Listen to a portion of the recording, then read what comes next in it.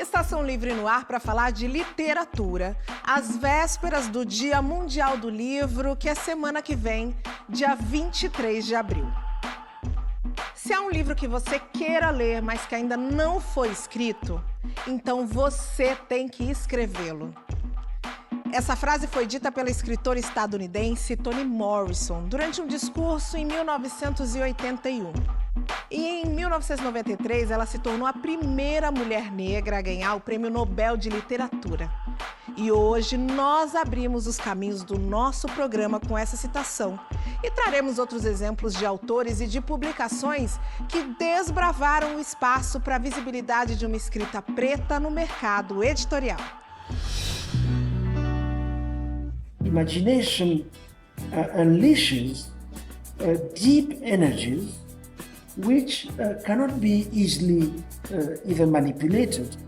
So literature has that force. Cadernos Negros é uma série que publica poemas e contos nesse sentido de agregar escritores negros para uma publicação coletiva.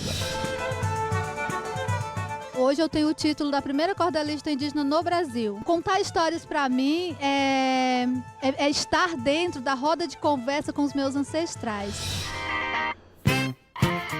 A Barraco Editorial é uma editora antirracista que eu fundei ano passado. Já tem 2 títulos da minha autoria. O Nossa Leitura Club é um clube do livro focado em mulheres pretas e a nossa ideia é discutir livros que tenham pessoas pretas como protagonistas. E aqui no estúdio eu tenho a presença do escritor e idealizador do Sarau da Cooperifa, Sérgio Vaz, e a jornalista Adriana Ferreira Silva. Boa noite, Adriana. Boa noite, Boa noite, Sérgio. Boa noite. Sejam bem-vindos. Prazer receber vocês aqui. Prazer é todo Obrigado nosso. pelo convite. A gente vai começar o programa com a primeira parte de uma entrevista que eu fiz com o autor e intelectual camaronês Atilme Bembe. Ele veio para o Brasil como convidado da Mostra Internacional de Teatro de São Paulo e ele veio falar sobre poder dos livros para a ascensão do povo negro. Dá só uma olhada.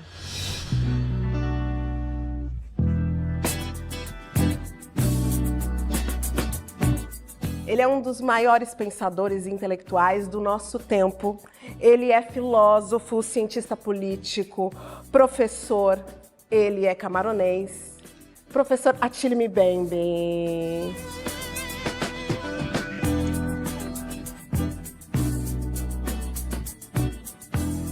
So, why is the literature an important weapon for empowering the Black community? It's a very important weapon, just as music. You mentioned. And other artistic forms, because it's a huge reserve of imagination. Very huge, yeah.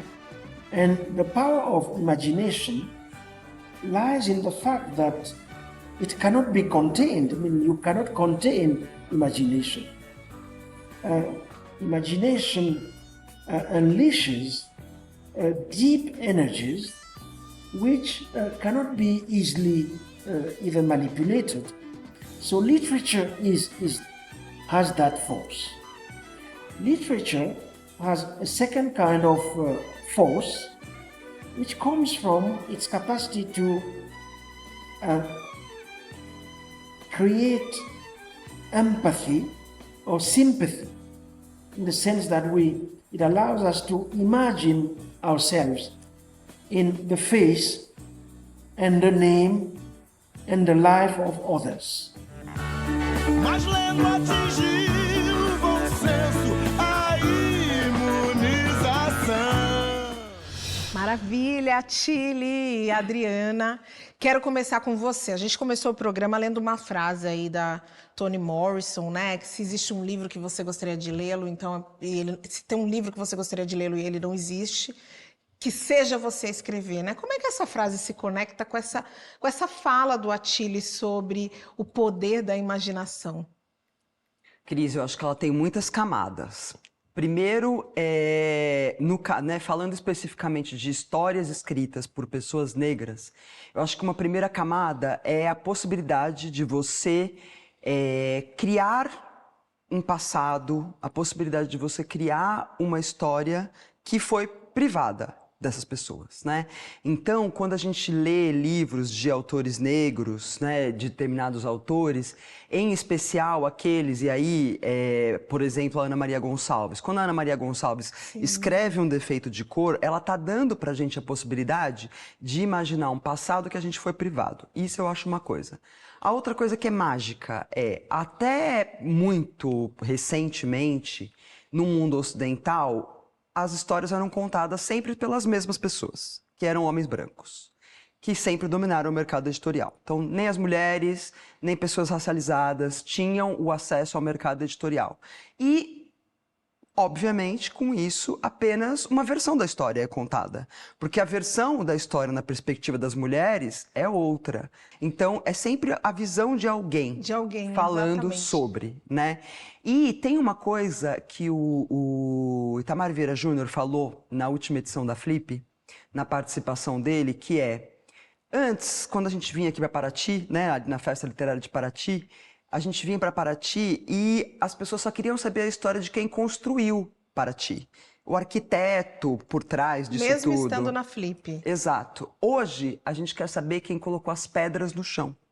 Então, precisa ter gente, a gente quer saber as histórias dessas pessoas, né? Então, eu acho que essa é a grande, juntando né, essa ideia do Achille e da Toni Morrison, é isso. A gente quer ouvir outras histórias, outras perspectivas. Histórias que exatamente o que eu ouço no sarau da Cooperifa, que tem as pessoas, e aqui tem um homem que colocou a pedra no chão, e que eu diria que o sarau, aí, há um pouco mais de 20 anos de atuação, hoje está parado, mas foi um evento que deu um disparador para os eventos de sarau aqui em São Paulo. Sérgio, como é que foi isso para você? Quando você começou a construir essa história, você estava querendo escrever um livro que você não encontrava para ler? Como é que me conta um pouco sobre isso? Quando eu lancei meu livro, o meu primeiro livro, em 1988, eu fiquei pensando, quem vai me ler? Se nem todos têm o hábito da leitura. Então isso sempre foi uma cobrança. E eu achava que a responsabilidade de ninguém me ler era da sociedade, não minha. Então eu falei assim, então acho que é preciso praticar a literatura. É preciso muito além das palavras. É preciso transformar. Então o Sarau da Cooperifa, ele nasce nessa ansiedade das pessoas contarem suas próprias histórias. Sim. Então ali, quando a gente chegou nos primeiros anos, a gente estava tentando não só reconstruir a literatura, mas reconstruir pessoas através da literatura. E ouvindo essas histórias, as pessoas foram crescendo. Então no começo a gente foi construindo os poemas, depois o poema foi reconstruindo as pessoas. Então isso foi o mais fascinante do que o poder da literatura pôde fazer numa comunidade inteira. Um lugar onde todo mundo mentia que morava, hoje é um lugar que todo mundo tem orgulho de dizer que mora nesse lugar. Dizer que eu moro aqui, né? E como isso tem a ver com a fala do Achille ali na reportagem, né? Esse poder, ele volta e ele traz até o orgulho, o pertencimento, né? E você foi protagonista e também assistiu muitas histórias que acontecem ali naquele entorno, né? Como é que foi isso? Bom, em 1996, essa região foi eleita pela ONU o lugar mais violento do mundo. Então ali a gente refundou a literatura, né?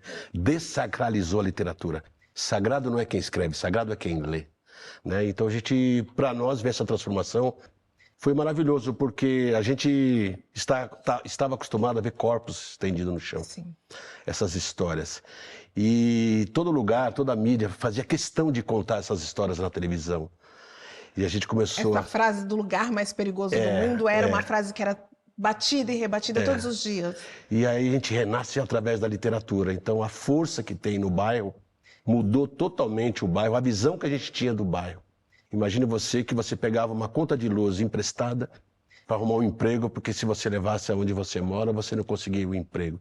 De tão estigmatizado que era. E a literatura, que era tão arrogante, começou a comer miudinho na mão da molecada. Então foi ali que a gente descobriu esses autores, essas autoras de que hoje estão brilhando aí na literatura. Brasil, 1978. Um grupo de jovens negros se reúne para colocar para fora toda a sua inquietação em forma de prosa e de verso. E é assim que surge a série Cadernos Negros. Inclusive, a pedido do nosso querido Kuti, que é um dos idealizadores da publicação, eu vou declamar aqui um poema de 1987, que se chama Flash Crioulo, sobre o sangue e o sonho. Quero mesmo alargar o bloco do funil, até que todos possam passar livremente, seja o bico, boca escancarada, iluminada num grande riso, e o recipiente tenha fundo e larguras do infinito.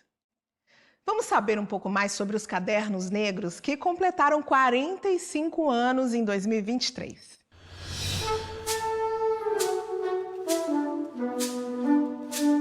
Cadernos Negros é uma série que publica poemas e contos. Surgiu no ano de 1978. Na verdade, ele nasceu de uma necessidade dos autores de publicar seus textos, já que, na época, né, a gente está falando isso da década de 78, né, 80, as editoras não acolhiam os escritores negros no sentido de pegar seus originais, lerem, darem uma devolutiva.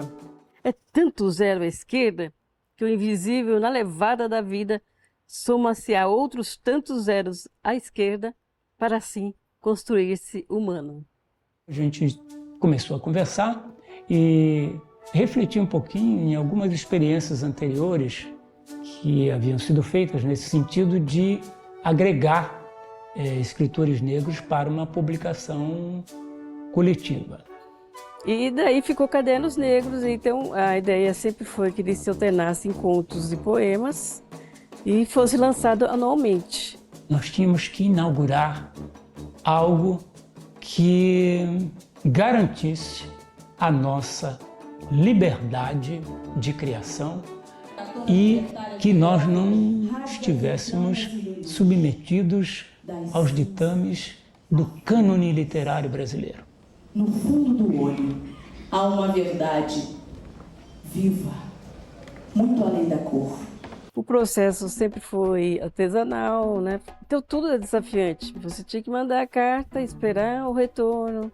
Tinha a questão financeira, porque assim, sempre a ideia é, vamos bancar. Eu fiquei com este encargo de recolher os textos, recolher a contribuição em dinheiro das pessoas, encaminhar para a edição, né? Enfim, todo mundo estava muito unido e nós tínhamos algo fundamental, que era a presença dos mais velhos. Com isso, são 45 anos de existência.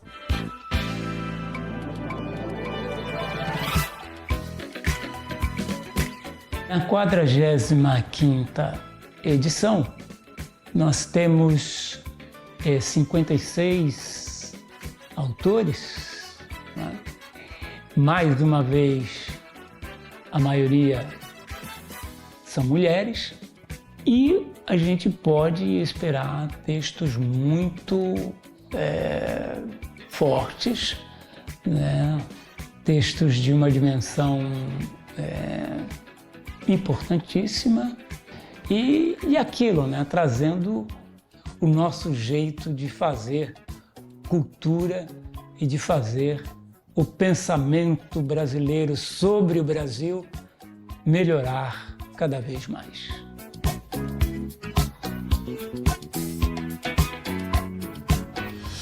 E o lançamento da nova edição do Cadernos Negros acontece amanhã, gente, às 19 horas e domingo também às 18 horas no Itaú Cultural aqui em São Paulo. E as edições você pode adquirir no site do Quilomboje, www.quilomhoje.com.br.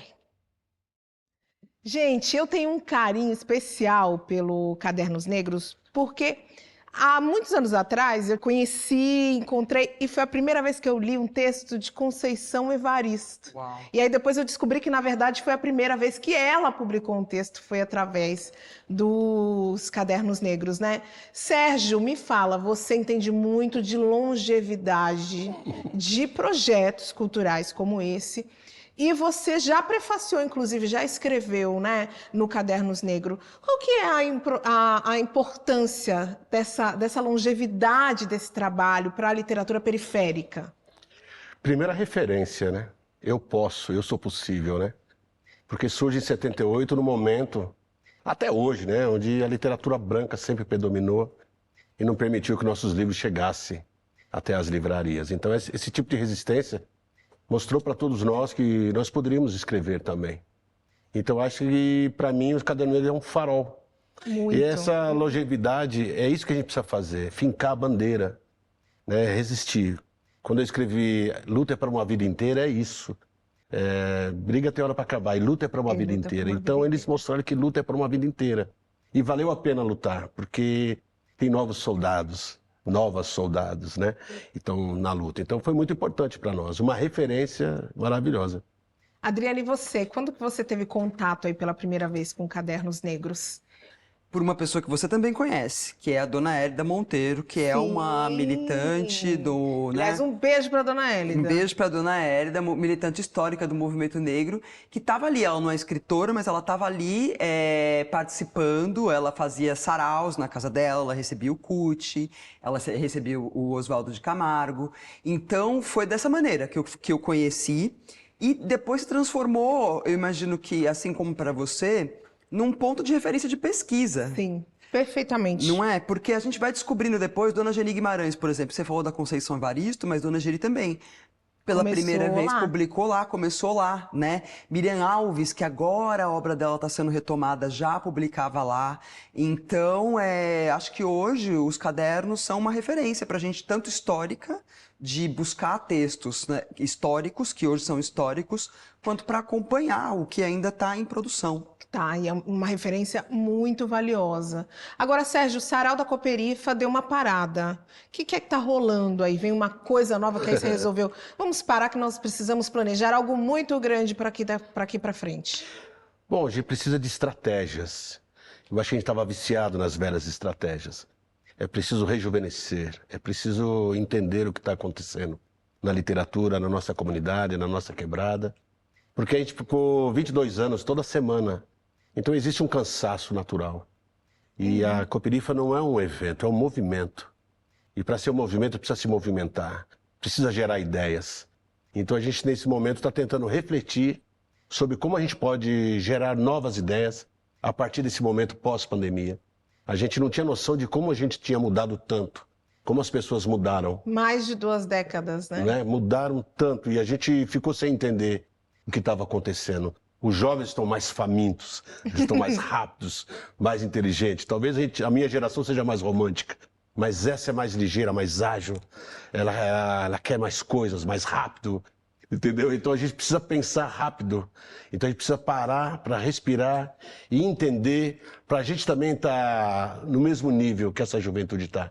E você sabe que aqui na TV Cultura nós temos a sorte de acompanhar essa história da Cooperifa desde o comecinho. Então eu vou deixar você agora com algumas imagens do nosso arquivo. E na sequência a gente vai para o nosso primeiro intervalo. Mas é rápido, eu volto já.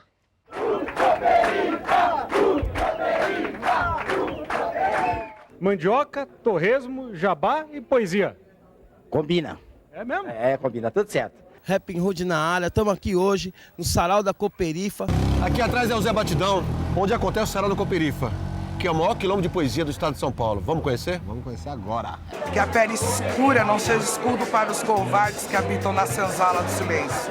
Porque nascer negro é consequência, ser é consciência. Sérgio Vaz. Quem lê enxerga melhor.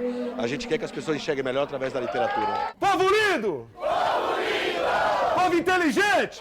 Inteligente! É tudo nós, tudo nós, tudo nós! Sejam todos bem-vindos ao Sarau da Cooperifa! Viva a periferia!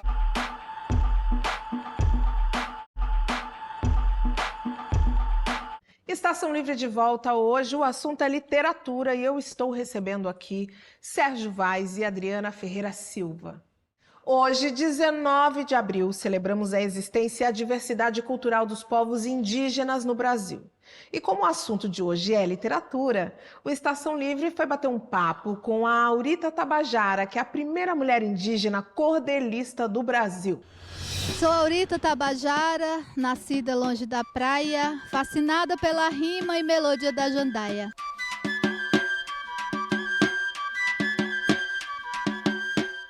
Eu comecei a escrever quando eu tinha 6 anos de idade, em casa.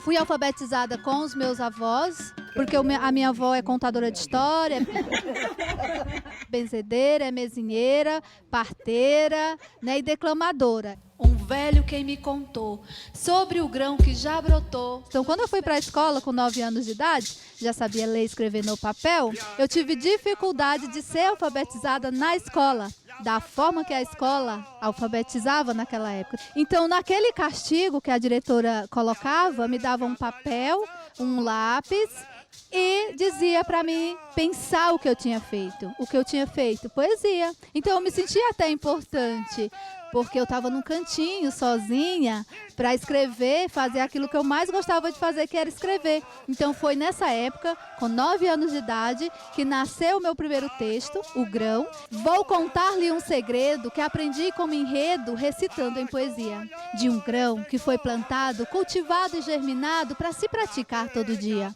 Esse grão vem da memória, transformado em história para nossa educação.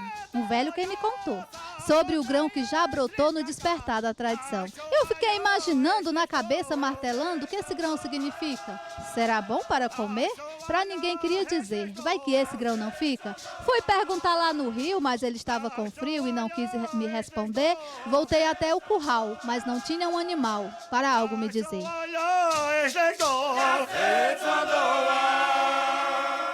Até o momento, eu só tenho 3 livros publicados, que é O Coração na Aldeia e Pés no Mundo, publicado em 2018 pela UCA Editora. O Magistério Indígena em Verso e Poesia, que é 2007, foi o meu primeiro livro publicado. E, por último, eu publiquei o ano passado, Daci Ribeiro, De Cá e de Lá para Criança, em Literatura de Cordel.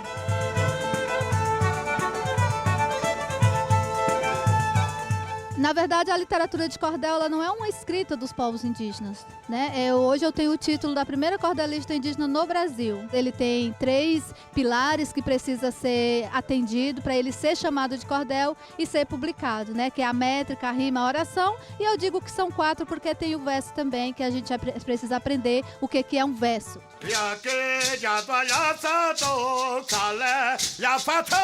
Contar histórias para mim é estar dentro da roda de conversa com os meus ancestrais. As histórias, elas existem para a gente saber o significado da vida. Né? Tudo que a gente tem, quanto indígena, a gente tem uma história para explicar. Então, as histórias, elas explicam o que é sagrado para nós. Eu aprendi assim, a nossa primeira cartilha de educação da nossa aldeia são as contações de histórias. É a nossa primeira contato com a literatura, através da oralidade.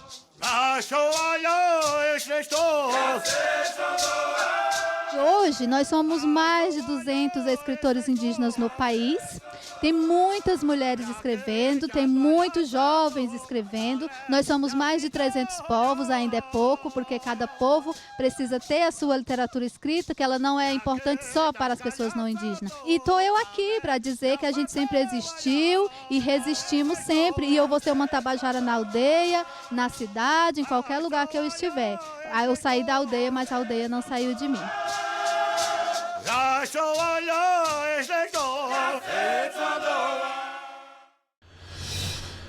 Conversa séria aqui, ó, eu e você. A Aurita precisou ficar de castigo, mas ela fez esse castigo poesia e nós estamos hoje, no dia 19 de abril, precisando ficar de castigo também, para que a gente possa refletir e entender que não existe futuro sem os povos originários. Hoje é um dia muito importante, é um dia de reflexão para que a gente possa mudar a maneira como nós agimos.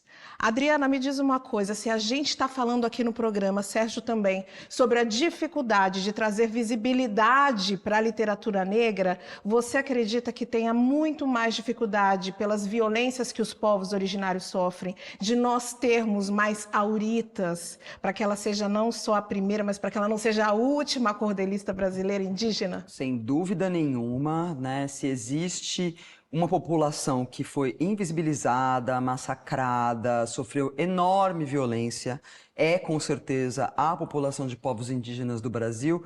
Agora, é impressionante a maneira como eles resistem, né, Cris? Porque é uma sequência de resistência de séculos que chega, por exemplo, agora no momento, que eu acho que a gente vive um momento muito especial para artistas indígenas em todas as searas. Então a gente vê, né, esse ano na Bienal de Veneza, na Itália, existirá um pavilhão para pavilhão brasileiro com artistas indígenas. Artistas indígenas. Né? E o Daniel Munduruku, ele tem um texto que ele fala que hoje a gente já pode dizer que existe uma tradição de literatura indígena, pela quantidade de obras que vêm sendo lançadas, né?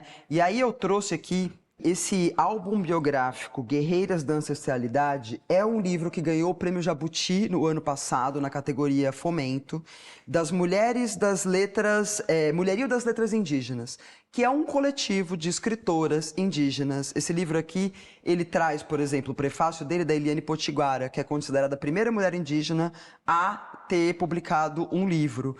Mas ele tem entre as idealizadoras a Eva Potiguara também, tem texto da Kátia Tupinambá, Célia Chacriabá, da Márcia Cambeba, que é uma poeta incrível. Isso é uma dica, isso é um presente. Exatamente. Então, assim, acho que é um bom começo, né, pra gente prestigiar a literatura indígena, porque a gente chegou na Academia Brasileira de Letras com o Ailton Krenak. Mas é muito importante a gente acompanhar a cena da literatura indígena que está acontecendo agora. Bora lá, porque o Wesley Barbosa é escritor e vendedor nato. Ele tem uma mochila, bota nas costas e aí de porta em porta ele foi apresentando as suas obras e conseguiu vender mais de 10 mil exemplares dos seus 4 livros. E aí, com o objetivo de fortalecer outros escritores periféricos, ele criou a própria editora A Barraco Editorial.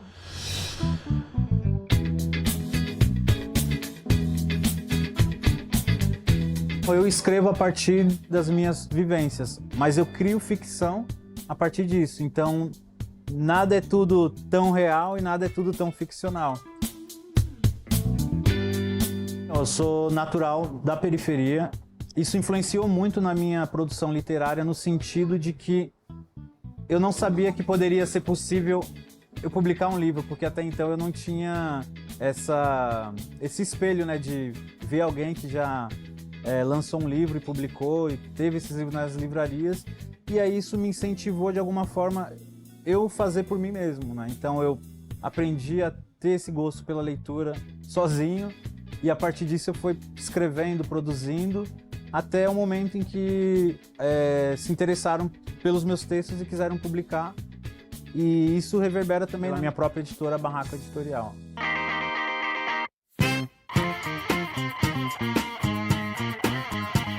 A Barraco Editorial é uma editora antirracista que eu fundei ano passado, porque eu percebi que ia chegar um momento que eu não ia ter como mais publicar os meus livros, por não ter nenhum editor, a princípio, interessado em publicar.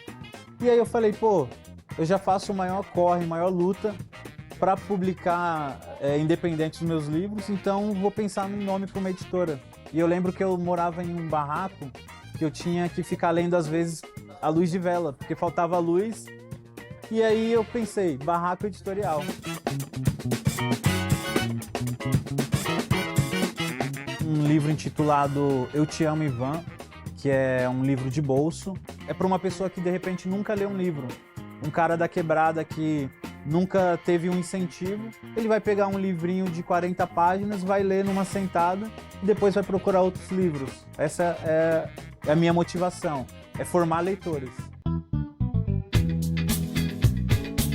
Sou a própria livraria, carrego na mochila, embaixo do braço e vou espalhando literatura. E aí as vendas começaram a crescer a partir das feiras literárias e do próprio Instagram, onde eu envio para todo o Brasil. Então eu já passei de 10 mil livros, acho que está em 11 mil. Agora eu tô com a ideia de publicar livros infantis. Vou fazer o lançamento do meu livro na França. Estou indo para lá talvez em outubro e fazer um circuito nas livrarias. Mas já estou editando um livro sobre a Maria Firmina dos Reis. A tudo que possa ser engrandecedor. Que é um livro da Lena Roque e do Marcelo Ariel, a partir de uma peça de teatro feita por eles, e a gente já está nos finalmente desse livro. Bom, para quem não tem o hábito da leitura e se está assistindo essa matéria, eu queria dizer que o livro é uma ferramenta transformadora no sentido positivo, né? Eu sou um cara que vim da periferia, mas eu consegui mudar a minha realidade de uma maneira assim muito incrível a partir dos livros, né? Dos livros que eu li e dos livros que eu escrevi. Mas a leitura e o livro não é algo que acaba quando você fecha o livro. O livro ele continua com você para a vida inteira. O caminho do bem. O caminho do bem. Sérgio, conta para mim como é que foram aí as suas primeiras experiências de publicar. Seus livros foram publicados de maneira independente, todos? Os primeiros sim, os 4 primeiros foi de maneira independente. Eu lembro que eu não tinha nem dinheiro para pagar a editora e fiz na confiança. Eu lembro que eu fiz um lançamento ali na própria editora.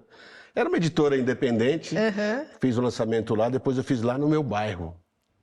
E a gente no sarau, não no sarau? Não tinha essa de sarau, foi em 1988. Ah, ainda nem tinha. As ruas nem todas tinham asfalto ainda, eu estava lançando um livro. E eu lembro que a gente não sabia direito, e o Zé Batidão fez uma salada de maionese com frango frito. Que maravilha! E aí tinha uma caixa de cerveja, subia, e o pessoal falava, nosso amigo e tal. E era engraçado que eu não entendia direito o que eu estava fazendo. Assim, eu não tinha ideia de viver de literatura. Eu tinha feito um livro, era um sonho.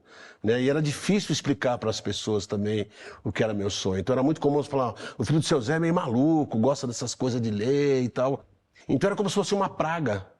E eu vinha do futebol de várzea, né? Eu jogava bola e eles falavam assim, o Sérgio Vaz faz uns versos. Eu falei, verso não, mas protesto, tá ligado?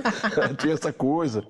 Então demorou para trabalhar também na minha cabeça, porque eu ia vender os livros e ninguém comprava. E aí, Adriana, recentemente nós vimos um movimento com O Avesso da Pele, que é o livro do Jefferson Tenório, que é um livro importantíssimo, que foi banido em algumas cidades aqui brasileiras, que foi Rio Grande do Sul, alguns estados, na verdade, Rio Grande do Sul, Paraná, Goiás e Mato Grosso do Sul.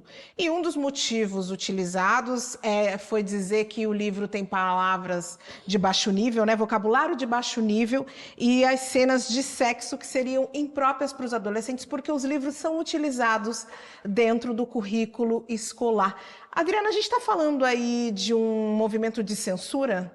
Eu acho que a gente está falando de um movimento de censura, mas muito ligado à polarização de extrema-direita que a gente vive hoje no Brasil. Então, para você precisa criar fatos, né? Sim. Em especial nas redes sociais. E o fato da vez foi o livro do Jefferson Tenório. Uma diretora de uma escola leu o livro e achou que ele era inadequado, e aí o movimento de extrema-direita se apropria dessa história, porque eu tenho muitas dúvidas se todas essas pessoas que estão falando sobre o livro do Jefferson Tenório realmente leram o livro do Jefferson Tenório. Com certeza não leram, desculpa. Porque se for banir o livro do Jefferson Tenório, então a gente tem que banir... Assim, eu, por exemplo, li Cristiane F., 13 anos, drogada e prostituída aos 13 anos. Eu também. Pois bem. E depois de ler o Cristiane F., eu peguei um pavor, um horror às drogas, nesse sentido, né? Então não é um livro, inclusive, ele te traz experiências, né? Que você não quer dizer que ele vai te influenciar a viver. E não é o caso do livro do Jefferson Tenório. O livro de Jefferson Tenório é um livro premiado pelo Jabuti, sim, que conta uma história importante e muito bem escrito. Eu acho que ele é apenas foi ali um gancho, um objeto para se criar um fato e continuar polarizando a população como a gente tem acompanhado nos últimos anos. E é a prova também, desculpa te cortar, que estamos chegando lá, né? Porque exatamente. há um tempo atrás passaria Estamos batido. incomodando, Estamos né? incomodando, estamos sendo notados através da literatura. Então isso já mostra que existe uma preocupação com o que a gente escreve. Alguém que nunca notou o que a gente escreve, agora está com medo do que a gente escreve. O Alain da Rosa tem um livro, Zumbi Assusta Quem, não é? Então é mais ou menos isso, né? O livro dele assusta quem e por quê. E por quê? Não é? Então é isso. É nossa... Estamos no caminho certo, né, Sérgio? Sim, eu acho que no sim. caminho certo. E como a Adriana disse, o Avesso da Pele venceu o Prêmio Jabuti em 2021 e inspirou uma peça do mesmo nome, que é dirigida por Beatriz Barros. A gente vai ficar agora, então, com um trechinho dessa montagem e aí depois do intervalo eu volto para a gente continuar esse papo maravilhoso com a Adriana e com o Sérgio. Hoje, eu prefiro acreditar que você partiu para regressar a mim. Eu não quero sua ausência como legado. Eu quero um tipo de presença, ainda que dolorida e triste. Porque apesar de tudo, nessa casa, nesse apartamento, você sempre será um corpo que não para de morrer. Vai ser sempre o pai que se recusa a partir. Na verdade, você nunca soube ir embora. Até o fim, você acreditou que os livros poderiam fazer algo pelas pessoas.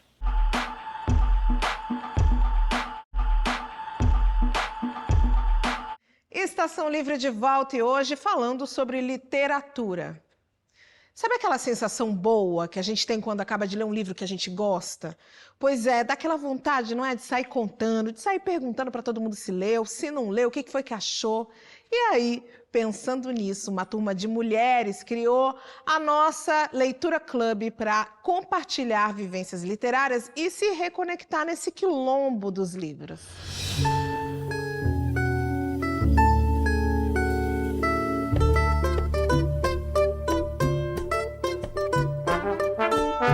Nossa Leitura Club é um clube do livro focado em mulheres pretas e a nossa ideia é discutir livros que tenham pessoas pretas como protagonistas, mas não necessariamente fale sobre racismo e outras questões raciais. A gente gostava muito de conversar sobre livros e a gente queria mais pessoas para fazer isso também, então por isso que a gente acabou idealizando o clube.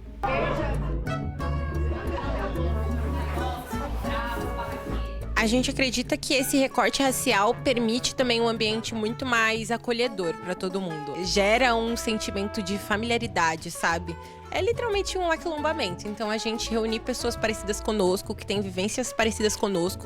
E lembrando também que os livros também são focados em protagonistas pretos e não brancos. Então isso gera uma identificação com o livro que possivelmente uma pessoa de outra etnia não ia experimentar, né? E eu acho que um dos fatores principais é o fato dos protagonistas do livro serem pessoas pretas e da gente se identificar muito com vários pontos da história. Uma coisa interessante nos encontros é que nem sempre as mesmas meninas se identificam com os mesmos personagens, porém, como é uma história só de personagens pretos, por mais que a gente seja muito parecido, a gente também é muito plural. Então, essa é a parte mais interessante. Nós somos unidos por várias características para além da raça, mas também a raça. Gera um senso de identificação, gera um acolhimento, gera uma segurança, né? Então, as meninas sabem que é um espaço totalmente seguro para elas se expressarem qualquer sentimento que elas tenham.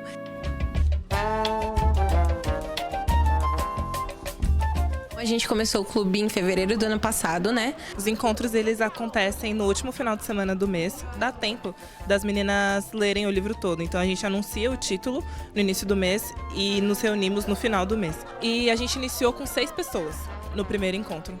E nesse último encontro nós estávamos em 22 pessoas. Agora, a gente deu uma viralizada aí nas últimas semanas, então a gente está com uma procura bem alta e a nossa lista de espera deve estar aí em aproximadamente 700 pessoas da última vez que a gente olhou.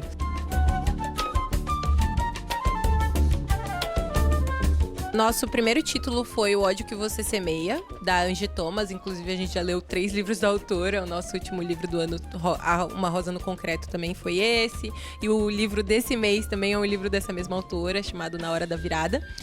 Um livro bem legal que a gente leu também foi o da Michelle Obama, A Sua Luz Interior. Já lemos Bell Hooks também, né? Tudo sobre amor. Foi um encontro bem emocionante.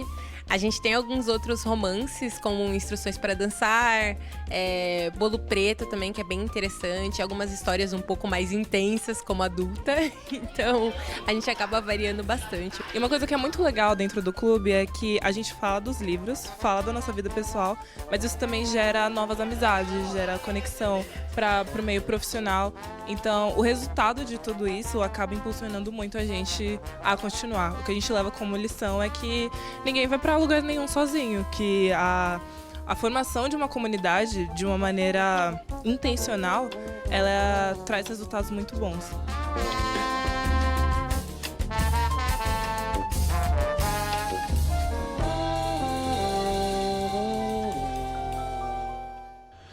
Adriana, você sabe que eu te acompanho nas redes sociais.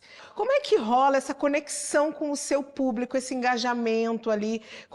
Qual é a resposta que eles têm? Porque eu, por exemplo, já li vários livros por indicação sua nas redes sociais. É uma conexão muito bacana, tanto com os leitores quanto com os autores.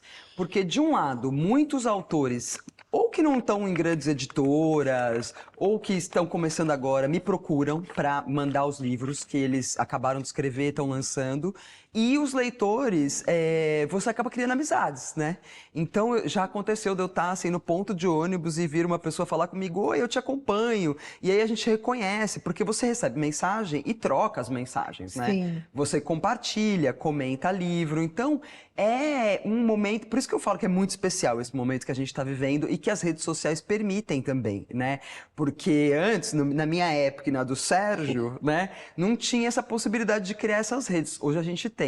É uma troca incrível, tanto de conhecer coisas novas, seja de autores ou seja indicação dos próprios leitores, quanto de compartilhar, né? Divulgar, espalhar as coisas que a gente vai descobrindo. Sérgio, eu quero que você conte pra gente um pouco do seu último livro, Flores na Batalha. Flores da Batalha. Tá aí, entre esses todos que você trouxe? Trouxe, tá aqui. Olha, que capa linda, de quem é essa capa? Maurício o Negro. Que lindo. Da Global Editora. É um livro de apanhado de pensamentos e poesias que eu fiz durante a pandemia. Eu fiquei imaginando o que seria a nossa volta. E todo mundo falou que a gente ia voltar melhor e a gente voltou pior. Voltamos pior. Eu estava cheio de esperança.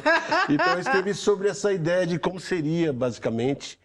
Porque durante a pandemia eu pensei assim, nunca a arte será tão importante como terá que ser agora. Porque abriu as portas de um novo tempo, a gente não sabia o que estava nos esperando, né? Então, eu quis escrever sobre isso, sobre esperança, sobre luta, sobre aquilo que está dentro de nós e para tentar trazer voz para quem tem voz, mas que ninguém escuta. E esse livro virou uma exposição, como é que é isso? Me conta. A exposição Flores da Batalha foi elaborada pela Jo Francis e a Editora Global e percorreu o metrô, as estações do metrô. E foi emocionante. Justamente o lugar onde eu queria que a minha poesia estivesse. Essas pessoas que adoram um Deus chamado trabalho, entre ida e vinda, uma poesia. Para alegrar ou para incomodar, mas uma poesia. Então, acho que eu sempre quis mostrar o meu trabalho nas ruas. Eu achava que todo muro tinha que ter uma poesia, entendeu? Para que a gente pudesse ler a cidade o tempo inteiro. Adriana, em um momento ali o Sérgio fala abrir as portas do mundo, e aí eu me lembrei de um livro que estava lá no passado, um livro de 2006, que atravessou essas portas. Um Defeito de Cor, de Ana Maria Gonçalves. Sérgio até já falou dela aqui hoje no programa. E de repente o livro volta, um livro de quase 1000 páginas, num país onde dizem que brasileiro não costuma ler, se tornou samba enredo da Escola de Samba Portela no Carnaval de 2024, teve uma exposição belíssima em Salvador, vai virar uma minissérie. Como é que funciona esse movimento de um livro que de repente lá do passado volta e faz o maior sucesso como esse?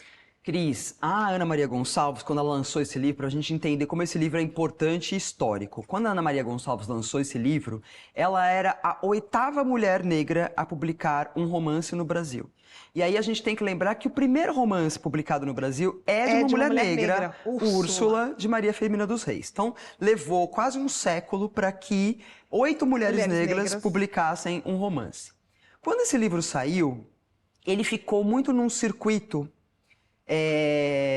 que foi um pouco da crítica, mas assim, não com grandes empolgações. Ele só ganhou um único prêmio, que é o prêmio... um prêmio em Cuba, que eu não vou me lembrar o nome do agora, Casa das Américas, que é um prêmio muito importante de literatura, mas ele não ganhou nenhum prêmio no Brasil, ele não ganhou nenhum prêmio de língua portuguesa. É um livro que, mesmo nessa situação que eu tô contando, ele se transformou num cânone. O que é o cânone, né? É aquele livro que é um clássico atemporal. Ana Maria Gonçalves com o Defeito de Cor, esse livro que é muito bem pesquisado, muito bem escrito, uma obra realmente, assim, impecável, levou 16 anos para voltar. Mas por que ele voltou?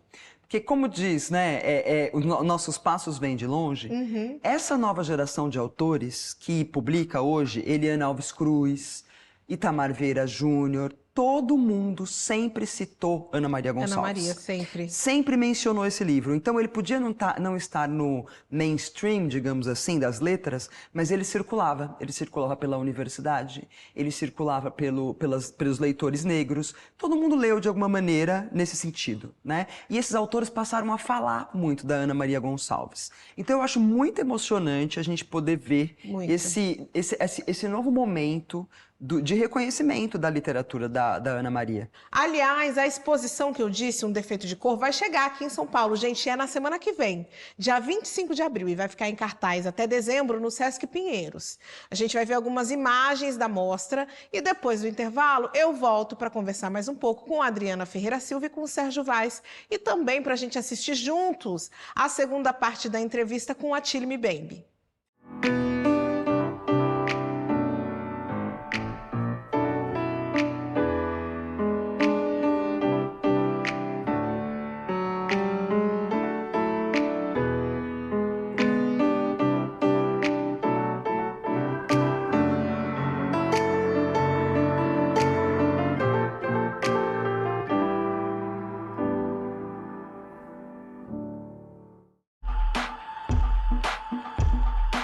Estação Livre de volta hoje discutindo literatura e recebendo aqui Sérgio Vaz e Adriana Ferreira Silva.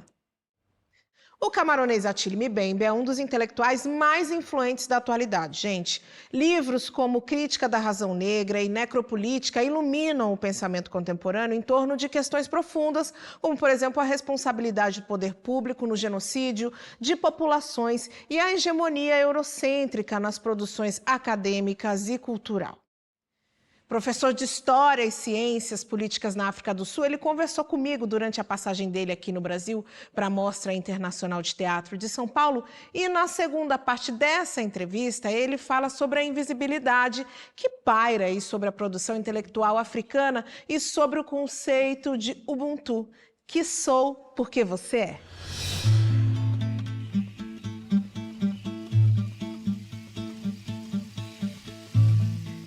Atílio, I don't know if you know, but here in Brazil we have a law, 10,639. It made it mandatory to teach Afro-Brazilian and African history and culture in all schools here in our country. Why does the world still know so little about African intellectual production? The structures of invisibilization, meaning structures that negate black public existence, are written in the very historical fabric of former slave societies. And these forms of invisibilization have taken a number of manifestations over time. Beginning with the erasure of people's very name and the cooptation of names that at first were not theirs. Beginning also with the destruction of the cultural infrastructures, the sense of dignity and self-worth, arenas.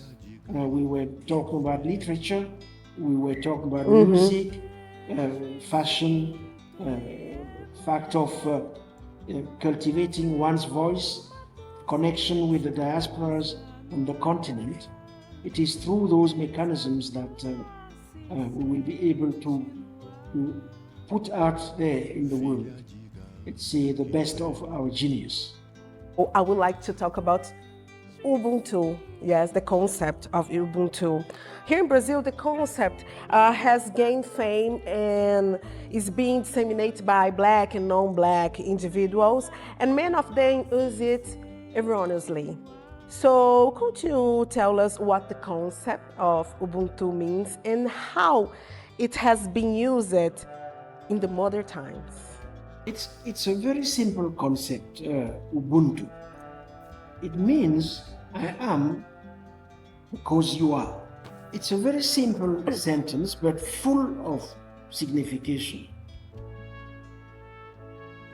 Full of signification in the sense that what it refers to is the kind of mutuality and reciprocity which is at the basis of self, identity, and community.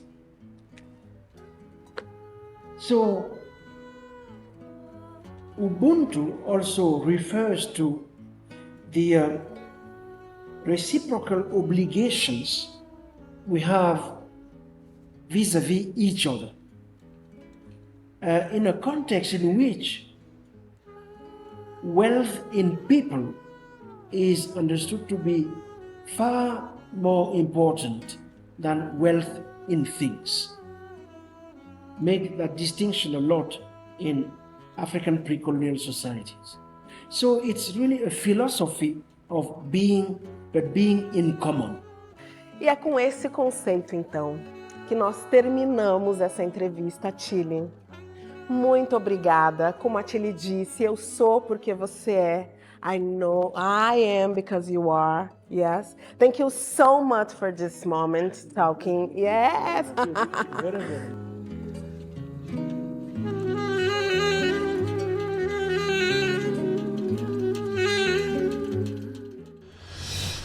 Gente, muito inspiradora essa fala do Atili, né? Eu fiquei muito emocionada. E é com essa energia da sabedoria do Atili que a gente vai caminhando aqui o nosso programa para o fim da conversa, mas não sem antes saber, Adriana, onde eu leio os seus textos, onde eu vejo os seus vídeos, onde eu acompanho mais sobre você. Vamos lá.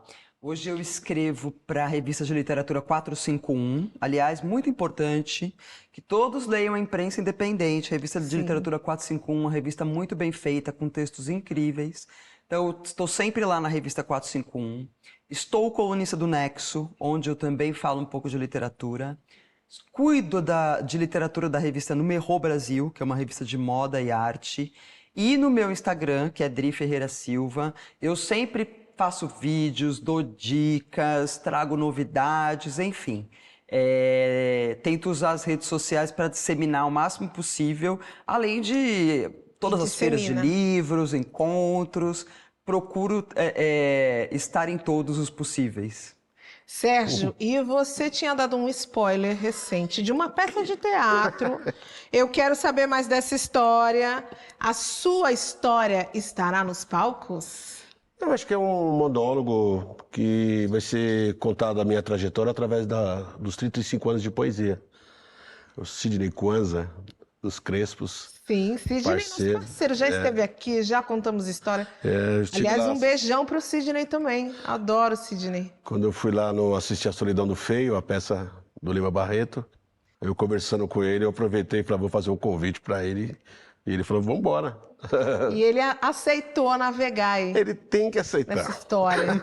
Ele tem. E ele só tem a ganhar, assim como nós. Eu só tenho a ganhar. Ele tem que aceitar. Ele não teve chance de negar. A sua história é uma história muito importante para nós. É uma história muito importante para a literatura periférica brasileira. E também tirando. É importante a gente fazer essa identificação do periférico para dizer de onde a gente vem, mas você faz parte da literatura brasileira. Eu quero muito agradecer a Adriana Ferreira Silva, Sérgio Vaz, muito obrigada por vocês terem aqui dialogado, trazido essa conversa tão gostosa de literatura comigo. E o Estação Livre de hoje, gente, fica por aqui, né? Já sabe, né? Para rever o nosso conteúdo de hoje ou de qualquer outra edição do nosso programa, você acessa o canal da Cultura no YouTube ou no aplicativo Cultura Play. Eu conto e conto de verdade com você na semana que vem. Até lá! Meia rasgada, calça, tênis, a escola negro não vá, se esquece, se esforce, tente, se lembre, escreve, tente fazer sempre o que preste, tipo, saber o que se faz, negro cresce, quem tem dom de ler, percebe, irmãos, para a independência de você melhor, a lei das ruas é quem faz você entrar no pó. Incapaz é um conforto.